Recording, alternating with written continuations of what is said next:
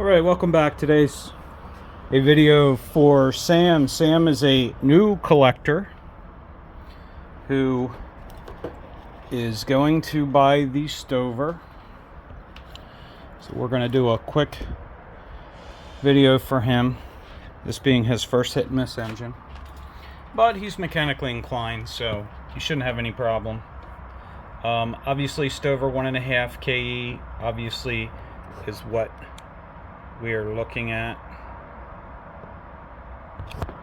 Actually, I can't even read it.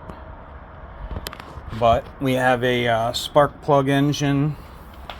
We have our fuel fill.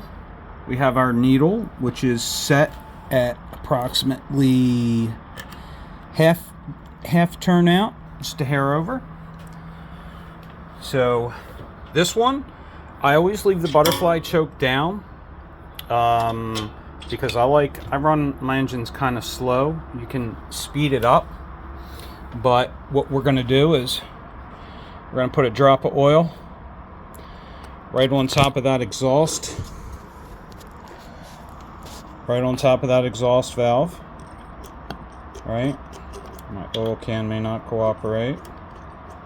If it doesn't, you get the idea. Same thing on the intake valve just below it. Alright, we've got a little hole in the rocker right there. That is going to get a little dab of oil. I go ahead and saturate the pin. Obviously make sure that is your exhaust rocker. Always make sure that is loose. Right? It's loose. Make sure your spring is attached. And this rod will pop out pretty easily. Don't freak out if the rod pops out when you're loading it or unloading it. It's very easy. You didn't break it. It just snaps in. That spring actually holds it in place. We come back. Very, very little oil there.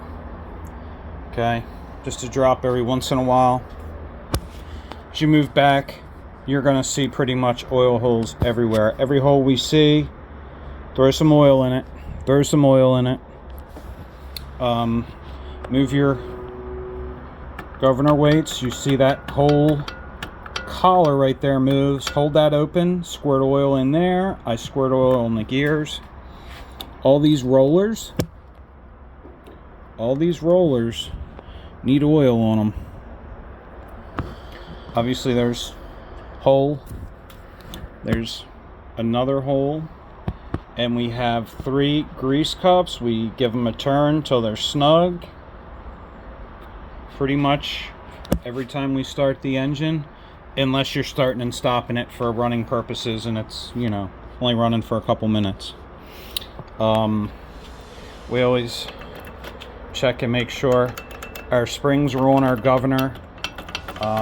We forgot about our detent arm in here. Obviously this pin, that pin right there, we spray that with oil. This lets this arm latch in and latch out.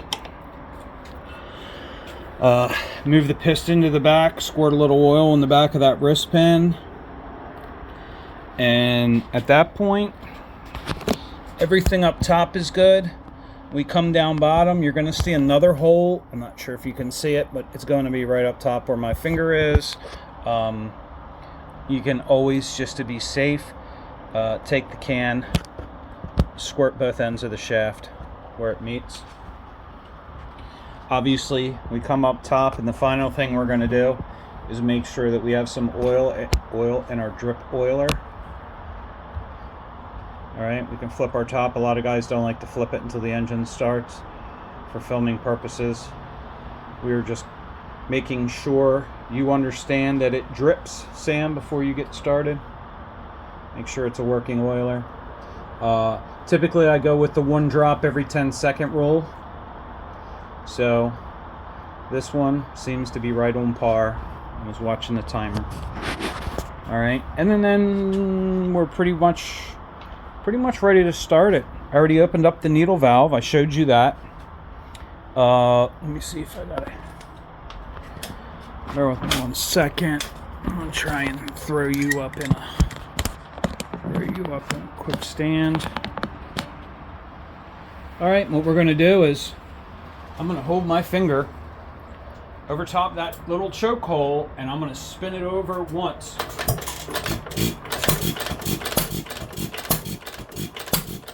I loaded it up. So I flip the choke lever open. I let it run. I'm going to let it clear itself out. And then I'm going to close that choke lever again. Now, this is running way too fast for me. So, all we're going to do is press and hold that button on the side of the mag. I'm going to stop it. I'm going to come over here and I'm going to remove the second spring that I put on there and made for you. Okay? Now, I'm going to start it the same exact way with just my spring.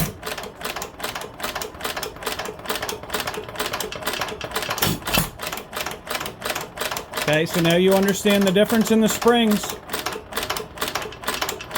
Obviously, I like stuff slow.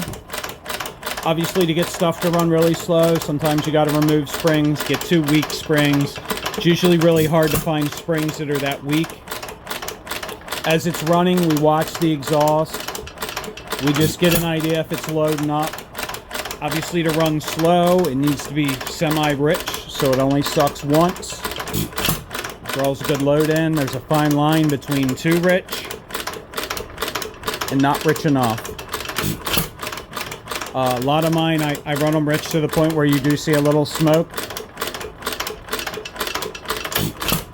But it seems pretty happy. So the other thing I wanted to point out, obviously we've learned about the kill switch. We know the spark plug wire's here. We can literally rip it off and put it back on. You can see it. Obviously it's a good mag. You can see the spark going. The only other thing to remember about this one is all of our oil drains out the back, and we have a little empty, a little drain pitcock. That's about it. Alright. Hopefully this will help you get used to it, Sam, and hopefully it will treat you as good as me. Alright? Take care. Talk with you soon.